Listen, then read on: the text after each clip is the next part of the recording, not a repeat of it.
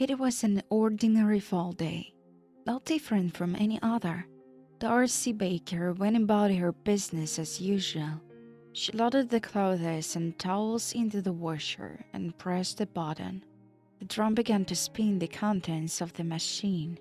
Darcy grabbed a vacuum cleaner from the pantry. It was time to clean her rooms, even though there were no guests in her house. Autumn was not the season for visitors traveling throughout their small town. Darcy was a young widow. She had married in her 20s, and 3 years later her husband died of a serious illness. Darcy's husband was 10 years her senior.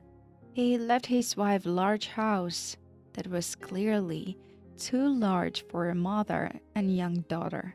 At first, Darcy even wanted to sell it and move to a bigger city and buy an apartment. But the places she loved and the memories of her husband, to whom she was very grateful for his love and care, kept her from leaving her hometown. After grieving, Darcy decided to rent out some of the rooms as the hotel rooms. The young woman loved to socialize, to meet new people, and to help everyone who needed. Besides, it was impossible to get a new job while Olivia was still a baby, and Darcy could make a good living renting out rooms. So she became the owner of a mini hotel where all kind of travelers stayed. Over the din of vacuum cleaner, Darcy didn't immediately hear the doorbell ring. She finished cleaning one of the rooms and stepped out into the hallway on the second floor. "Is anyone there?" she heard a man's voice. "Hey, hello." Darcy hurried down the stairs. In the hallway, she saw a handsome man of about 35 and a boy with him. The boy looked about 6 or 7 years old. He was a little older than her daughter Olivia. "Hello there." "Hello there. Can I help you?" Darcy asked kindly. "We need to stay here for a few days.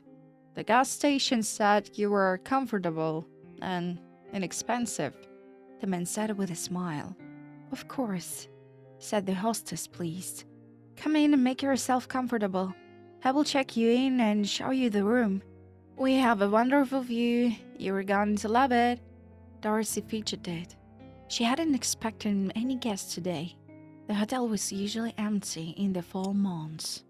"I'm Henry." The man held out his hand in greeting.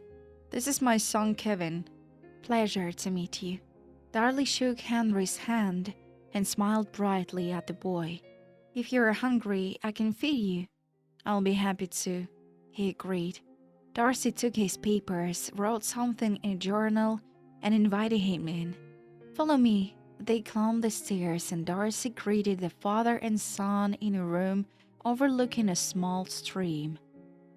She wished them a good night's rest, told them dinner will be ready in a half an hour, and left, closing the door behind her.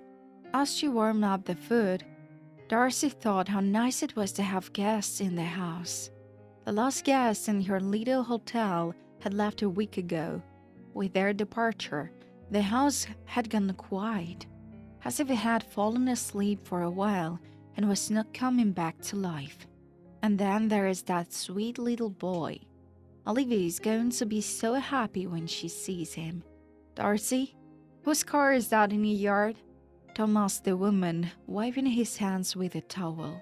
Tom had lived in the house since the landlady's husband was alive, serving as a handyman, gardener, locksmith, and even babysitter when needed. "The new tenants have arrived," Darcy said cheerfully, stirring the soup in the pot. "Couldn't you park the car properly?" Tom grumbled. "It's blocking the whole driveway. I wanted to replant the roses." "Don't swear. I'll feed the guests and you two, and then we'll sort it out. And yes, please bring Olivia home from kindergarten today," she asked. "I have to take care of the new guests." Sure," the not very talkative assistant mumbled. Darcy invited Henry and Kevin to join her when everything was ready and hearty lunch was on the table. It's not restaurant food, it's simple, like homemade. It's very good, Henry complimented. Where are you going? Darcy asked, watching the boy happily eat his soup. Nothing, Henry said vaguely. We're going in search of a better place. Decided to start a new life, so to speak. Darcy nodded in understanding. She didn't want to ask, because she didn't know what was going on with the humans. They would tell her if they wanted to. That night, Tom brought Olivia. Darcy's daughter and Kevin had become friends surprisingly quickly. They played in the yard all evening. Darcy could hardly get them to eat dinner because they were so engrossed in their activities. Kevin turned out to be a very sweet, polite boy. He read to Olivia, played catch with her, and helped her pick up her toys before bedtime. He liked her new friend so much that she refused to go to the kindergarten in the morning.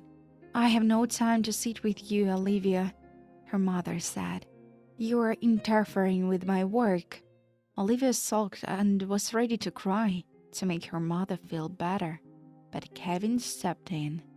I will take care of her, the boy said confidently and calmly. I promise Olivia won't bother you. All right, Darcy agreed. She fed the children breakfast, and when Henry came downstairs, she offered him coffee and toast. She liked the man. Quiet, polite, not very verbose. He drank his coffee with pleasure and thanked her. What are you up to, Henry? Darcy asks. I'm going into town to see if there are any work for me, he replied. What's your specialty? The woman asked, clearing the soups from the table. How can I tell you? I'm a jack of all trades. I can do any job. Darcy thought for a moment. The roof in the back wing has been leaking for a long time. Soon the rains will come, and she'll have to put buckets and pails under the streak from the ceiling. Will you fix the roof of my house? She asked. Tom's a good helper, but he has one drawback. He's terribly afraid of heights. Darcy smiled sweetly, embarrassed to tell her about her helper in his absence. Henry agreed. Darcy led him to the shed when the various tools were kept. While she took care of chores around the house, occasionally she would step outside to see how the new lodger was doing. It's done, Henry announced happily as he climbed down the ladder from the roof. It won't leak anymore, but we'd better replace the roof with a new one. I know, but who's going to do it? Sighed the landlady. For dinner, she baked a chicken in the oven and an apple pie. Darcy wanted to thank Henry, who had solved at least one problem in her household, with a delicious dinner. When they had eaten, the children went to their rooms. It was late, and it was time for bed. Darcy and Henry stayed at the table. She wanted to know where Kevin's mother was, but she was embarrassed to ask a stranger. But Henry suddenly brought up the subject himself. My wife left me and my son when she ran off with a young lover, he said. I've been raising Kevin on my own ever since. How could she leave her child? The lady of the house shook her hand. Darcy was taken aback by this admission. One must be very patient and wise to raise a boy alone without a mother. The more she listened to Henry's stories of his and Kevin's ordeal, the more she grew to respect and love him. Men like that are rare these days, Darcy thought as she looked at him. You have done well, she praised him. No, you're good. I've never met anyone like you. You're a loving mother, good hostess.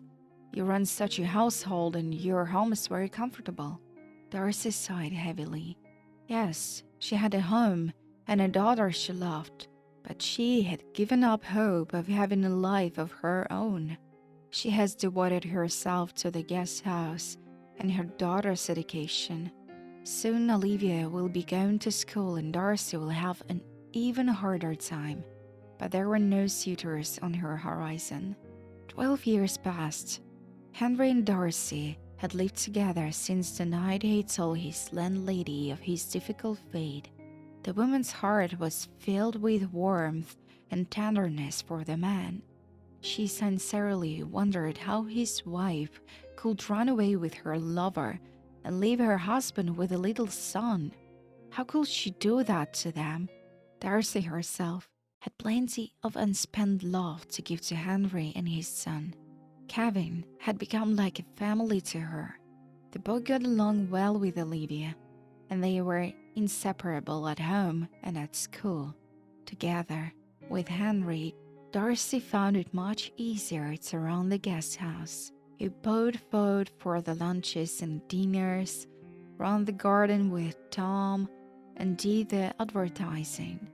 "We need to attract more guests," he told Darcy, "so that no traveler passed by our inn," and he succeeded in attracting guests. Soon, they had saved enough money to renovate the front of the house and completely redecorate the guest rooms. Darcy enjoyed the changes. After her husband's death, it had been difficult for her to manage the household, and now Henry had taken over most of it. One thing that saddened the Content woman was that over the years, her daughter Olivia and Henry had been unable to find a common language. As she grew older, the girl began to snap at Henry and argue with him more often. He would make snide jokes about her and occasionally punch her lower back. "Don't mind him," Kevin reassured Olivia. "That's not a bad man. He just doesn't know how to express his feelings." "Sometimes I'm afraid of him," she said. "I think he sees me not as an adopted daughter, but as a woman." They sat on the river bank after Olivia had another conversation with her stepfather. She didn't want to go back inside until the lights were out. "What about me?"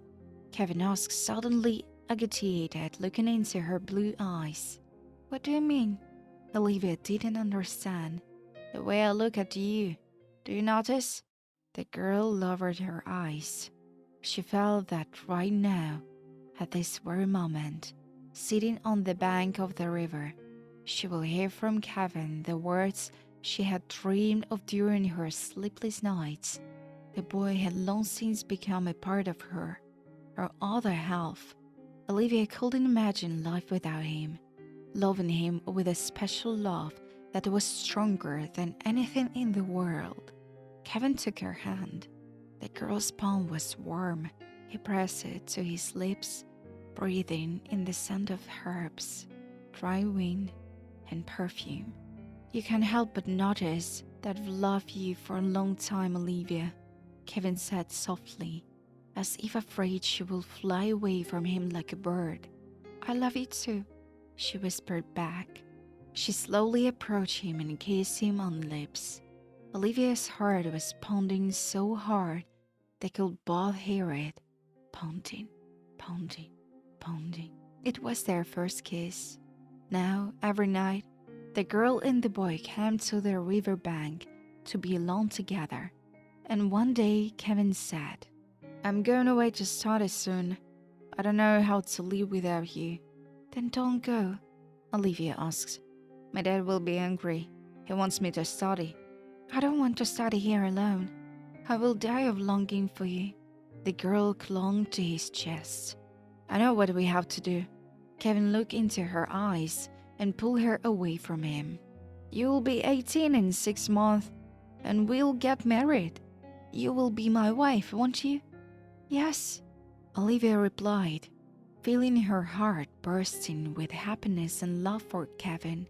It didn't take long for the boy and girl to keep their secret. One night at dinner, Kevin said, "Dad, Aunt Darcy, Olivia, and I have something we won't tell to you." "That sounds kind of scary," Henry tried to joke. "I dread to think what plans are brewing in your bright minds." "Wait, Henry." Darcy stopped him, putting her palm on his hand. "Let Kevin speak. We're listening, my boy." "Anyway, Aunt Darcy, I love Olivia, and she loves me." We want to get married. Kevin looked from his mother to his father, waiting to see what they will say to his statement. The living room was silent.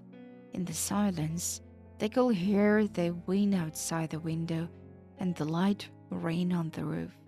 Aren't you a little young to be married? Henry grinned, breaking the silence.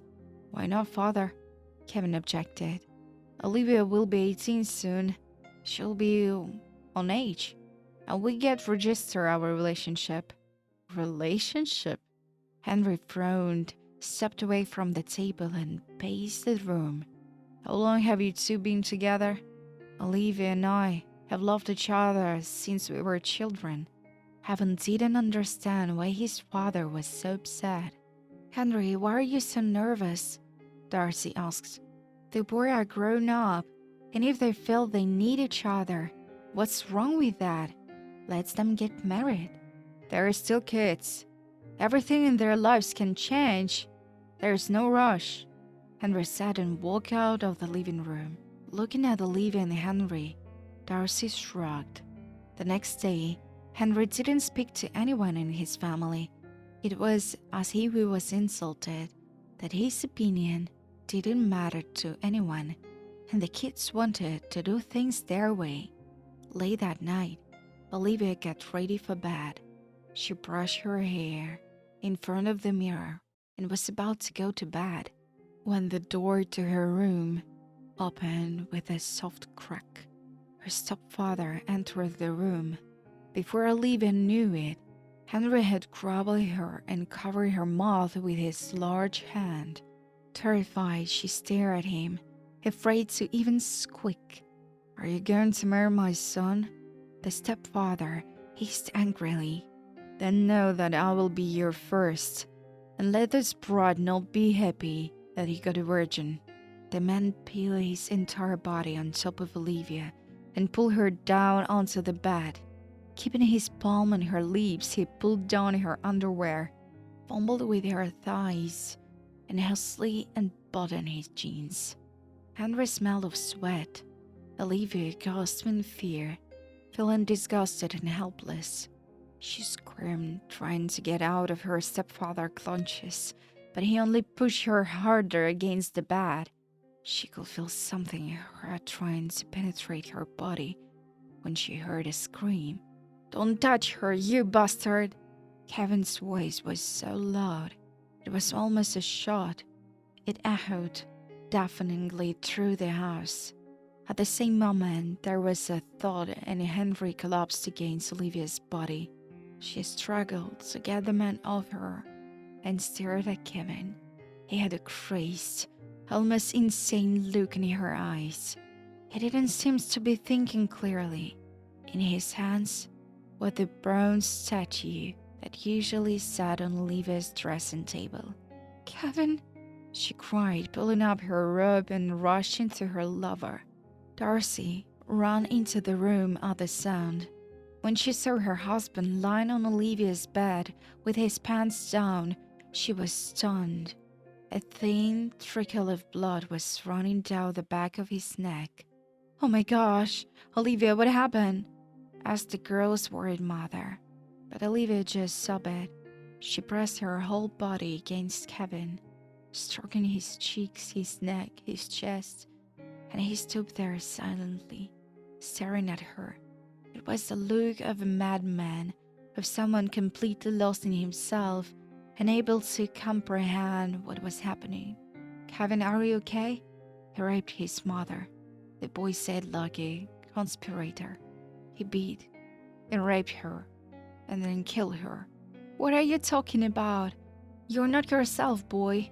Darcy tried to hug Kevin, but he stood like a stone, unmoving. Then the woman ran to Henry and put her fingers to his neck. The vein pulsed. Henry's alive, thank God, Darcy thought. An hour later, the house was filled with people. Police officers scurried through the rooms, and medical personnel carried Henry, awake and with his head bandaged, out on a stretcher. The mustachioed investigator sat across from Olivia and Kevin. jotting something down in his notebook. Finally, he finished and said, "Sign here." The boy and girl signed their names. "I will ask you not to leave the city. We'll probably have to question you again at the police station. Goodbye." He left the room and Olivia hugged Kevin. That night, Darcy, her daughter, and Kevin stayed up until dawn. They sat in the living room. The woman was boiling a pot of soothing herbs for Olivia and her lover. It was as if a whole period of my childhood had been erased from my memory, Kevin said. I remembered my mother as a beautiful young girl, and then there was the void, as if the movie had been put on rewind and then turned back, and years later, my father said that my mother had left us. I remember how we quickly packed it up and left the house. Olivia handed him a cup of tea. "And then we moved in with you. All that time, I didn't remember my mom leaving, what she said to me. I didn't remember her at all. I just knew from my dad's words that she'd run off with another man. And today, when I went into Olivia's room and saw what my father was doing to her, I remembered that night. I remember as I've seen that horror again. On the fateful night, little Kevin woke up in the middle of the night and was thirsty. As he passed his parents' room, he heard a noise. The boy opened the door. What he saw left him speechless. His naked father was stabbing his mother's naked body with a knife, muttering to himself. The blows hit her chest, stomach, face. There was a huge pool of blood under the mother. At that moment, Kevin lost consciousness, and the childhood memory of his mother's murder was erased from his mind for a long time. 6 months later, Olivia and Kevin got married. Looking at her children's happy face, Darlie rejoiced. "God bless you, my children. May nothing spoil your happiness," she thought. Henry's trial had taken place last week and had taken away the bastard's freedom.